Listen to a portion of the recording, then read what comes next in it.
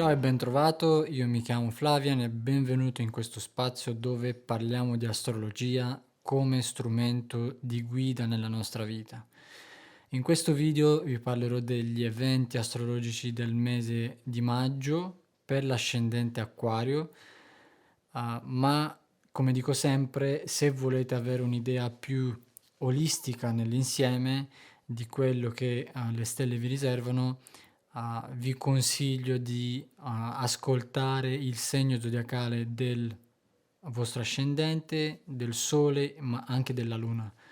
Ma l'ascendente resta sempre quello più importante. Per l'Acquario, ascendente, Sole e Luna in Acquario, il mese di maggio è un mese ricco di eventi perché c'è molta attività nel settore della casa e della famiglia per voi.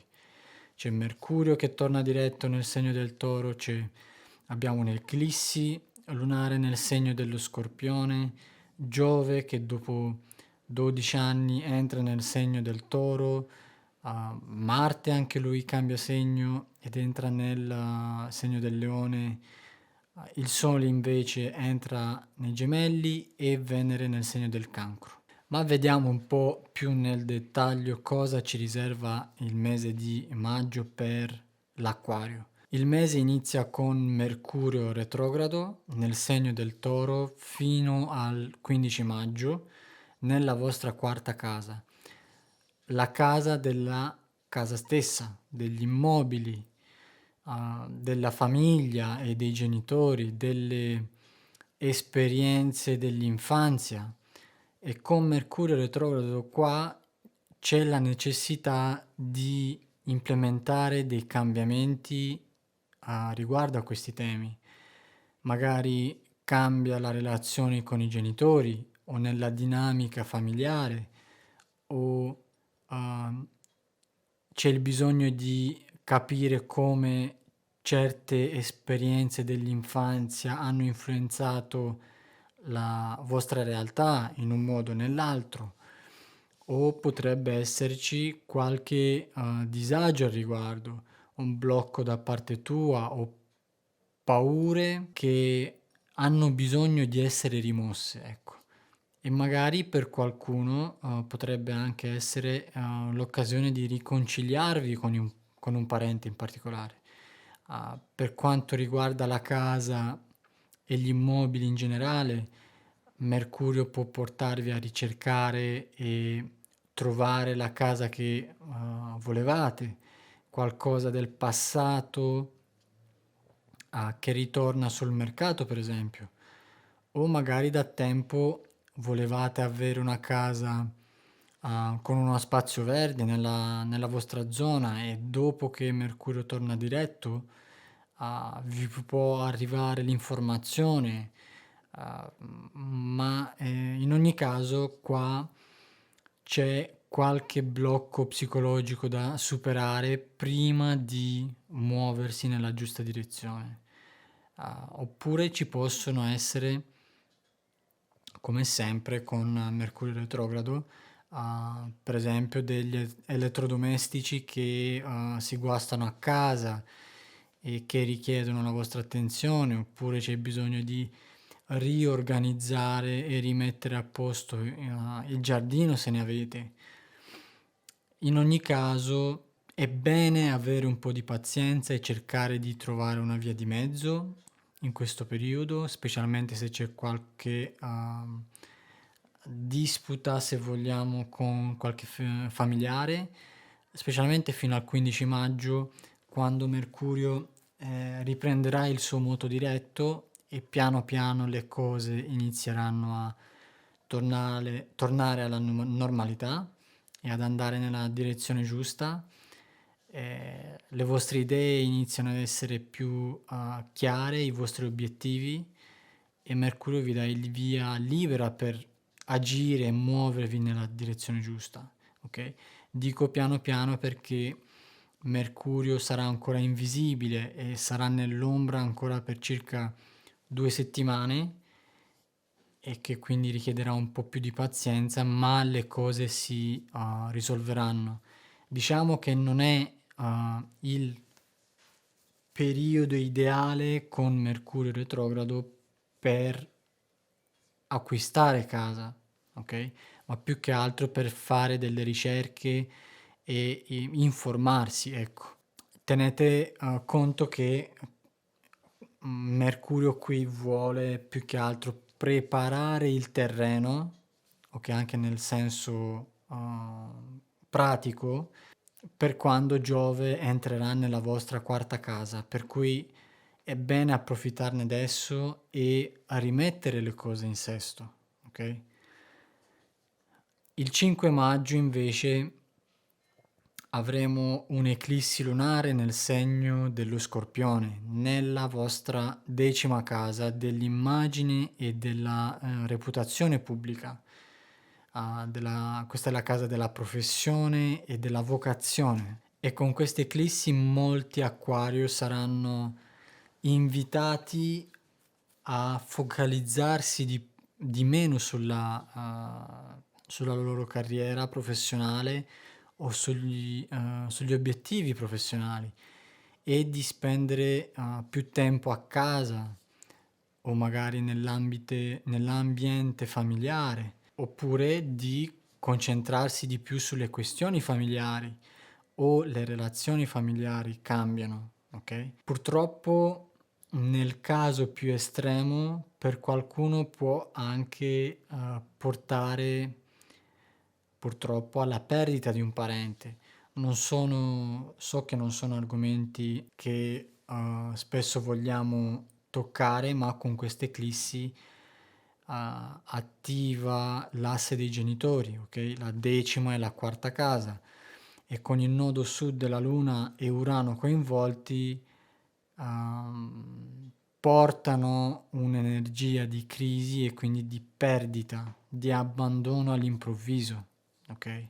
Per qualcun altro invece potrebbe significare che il vostro status sociale cambia e quindi magari diventate genitori o qualche donna dell'Acquario può rimanere incinta all'improvviso. Per quanto riguarda la vostra professione, nei casi più estremi, per qualcuno potrebbe anche significare la perdita di un lavoro o qualcuno decide di prendere per esempio un anno sabbatico durante questo periodo, oppure semplicemente ci potrebbero essere delle dispute in più con un superiore o con l'azienda per cui lavori, ok?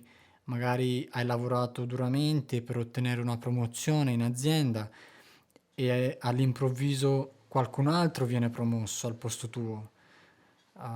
Ci possono essere delle situazioni del genere, o semplicemente magari hai lavorato duramente per realizzare qualcosa nella tua professione o per realizzare i tuoi obiettivi e adesso potresti aver bisogno di concentrarti un po' di più sul tuo benessere emotivo, ok? Quarta casa. Ma ecco, tutto può variare in base al proprio tema natale, specialmente se avete pianeti sull'asse Toro-Scorpione, ok? O altri pianeti nei segni fissi intorno al 15° grado. Ma ecco, bisognerebbe analizzare il tema di ognuno.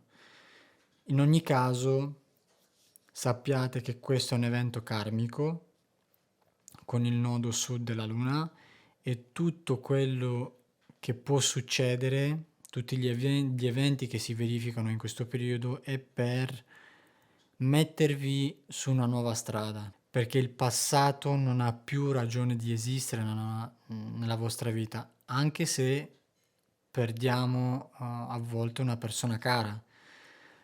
Tenete presente che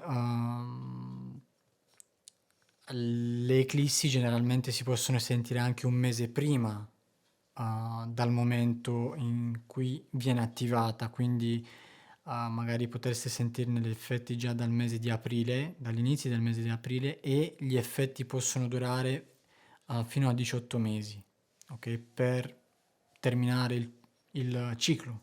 Il 7 maggio invece Venere entra nella vostra sesta casa del lavoro, della salute e delle abitudini quotidiane. Per cui l'ambiente di lavoro in questo periodo diventa più armonioso, così come la relazione con i colleghi, magari siete più rispettati dai colleghi, e sarete più propensi, perché no, a collaborare in squadra insieme a qualcuno. Ma il più grande evento di questo mese è Giove che dal 16 maggio entra dopo 12 anni nel segno del Toro, nella vostra quarta casa, e dove vi resterà per ben 12 mesi. E ovunque Giove va, impariamo sempre qualcosa di nuovo su nuove tematiche che riflettono la casa dove entra, e in questo caso su temi legati alla casa stessa, agli immobili, alla famiglia, oppure anche alle proprie radici, ok? Per cui magari qualche acquario vorrà cambiare luogo di residenza, per esempio, e magari vorrà vivere all'estero, magari vorrà acquistare una nuova casa o trovare la casa che sognavi, ma magari rinnovare la casa oppure fare dei lavori per espandere la casa attuale, ok? Altri vorranno acquistare un terreno adiacente e trasformarlo in un giardino. C'è molto movimento intorno alla famiglia e alla casa, e nei prossimi 12 mesi per qualcuno potrebbe significare anche mettere su famiglia. Okay? Qualcuno potrà diventare genitore o diventare nonno o nonna. Ricordo che Giove è il pianeta significativo dei figli e i bambini in generale. Chi invece è nel settore immobiliare potrà vendere di più o avere più profitti, più fortuna nel settore immobiliare, perché magari avrà l'opportunità di fare più investimenti e quindi più investimenti in case e terreni, e quindi fare più profitti. Ma come dicevo, Giove offre nuove opportunità per imparare cose nuove, ok? Giove porta conoscenza e comprensione, e in questo caso può riguardare i temi della famiglia, come dicevo, dell'infanzia, magari un trauma, oppure semplicemente molti acquario vorranno sapere, informarsi su come diventare un genitore migliore o come rendere la propria casa più bella e accogliente, ok? Oppure semplicemente imparare di più sulle attività legate all'immobiliare, legate al cibo, penso a un corso di cucina o al catering, e perché no lanciare un'attività per conto proprio in questo settore, qualcosa comunque che vi porti felicità. È un periodo ideale anche per andare da uno psicologo, per capire e guarire da certi traumi dell'infanzia o ogni altra forma che può offrirvi una prospettiva più ampia delle cose e trovare la causa a un problema anche emotivo, ok? Può essere molto liberatorio con Giove qui. E la luna nuova che avviene nella vostra quinta casa, il 19 maggio, è il momento ideale per seminare nuove intenzioni, per tutto quello che ho detto su Giove in Toro, e specialmente riguarda la famiglia, e manifestare nuove opportunità nella vostra vita, perché un nuovo capitolo inizia e che potrà durare per ben 12 anni con Giove lì. Il giorno successivo invece, il 20 maggio, Marte entra nella vostra settima casa delle relazioni e vi resterà per ben 7 settimane. Per cui le relazioni personali e non in questo periodo possono essere più vivaci del solito e dinamiche, ok? Anche con qualche disputa di troppo, perché l'ego di qualcuno potrebbe essere ferito o ferita, magari il vostro partner, e avere delle reazioni un po' troppo eccessive, ok? Ma rimane comunque un aspetto positivo nonostante l'opposizione per collaborazioni e tutte quelle attività di partnership oppure semplicemente il vostro partner diventa più intraprendente ed energico anche sotto le lenzuola. Perché no? Questo è tutto per gli amici dell'acquario. Spero vi sia piaciuto il video e che vi sia stato utile, più che altro. Iscrivetevi al canale, mettete un bel like e attivate la campanella per restare sempre aggiornati, perché ogni mese pubblico nuovi video dove analizzo le energie del periodo e soprattutto scrivetemi qua sotto se avete delle domande in particolare oppure dei feedback, e ne sarò molto contento di leggerli anche per migliorare i miei contenuti. Ecco, questo è tutto, io vi ringrazio e ci vediamo alla prossima. Ciao!